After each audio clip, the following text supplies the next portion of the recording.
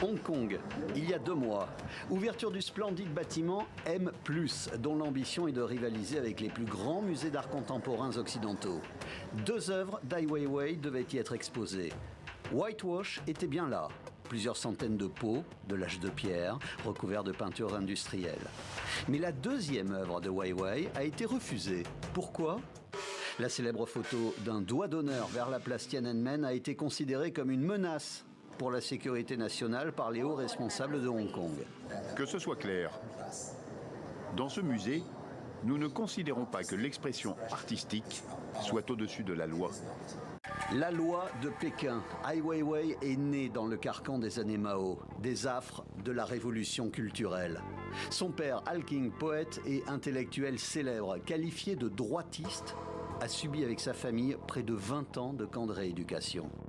La formation artistique d'Ai Weiwei, teintée de colère, est passée dans les années 80 par New York et la rencontre avec l'œuvre si radicale et libertaire de Marcel Duchamp, pour qui il fallait se battre pour la liberté de création et pour qui l'ordre, la religion et le bon goût étaient les ennemis. Installations, sculptures, films, photos, l'art d'Ai Weiwei est un combat contre le totalitarisme et, forcément en Chine, ça passe mal. Ai Weiwei est devenu un problème pour les autorités après le tremblement de terre du Sichuan en 2008. Avec son équipe, il a décidé d'enquêter pour savoir combien d'écoliers étaient morts. Quand il a tenté d'obtenir un bilan, ses demandes ont été rejetées par les autorités. Ai Weiwei et son atelier ont alors établi et publié une liste des enfants décédés. Et c'est là que les ennuis ont commencé avec le gouvernement. Ai Weiwei paiera cher ses créations, ses prises de position. Mais ces arrestations seront prises en photo et diffusées largement sur Internet. Tout comme ce séjour à l'hôpital après avoir été frappé par un policier chinois. Une question se pose.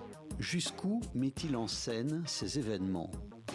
L'opposant au régime chinois est protégé par sa notoriété, mais il vit désormais au Portugal, loin de la Chine, où les autorités, peu après son départ, ont procédé à la destruction de son atelier. Une image en plus pour l'œuvre d'Ai Weiwei.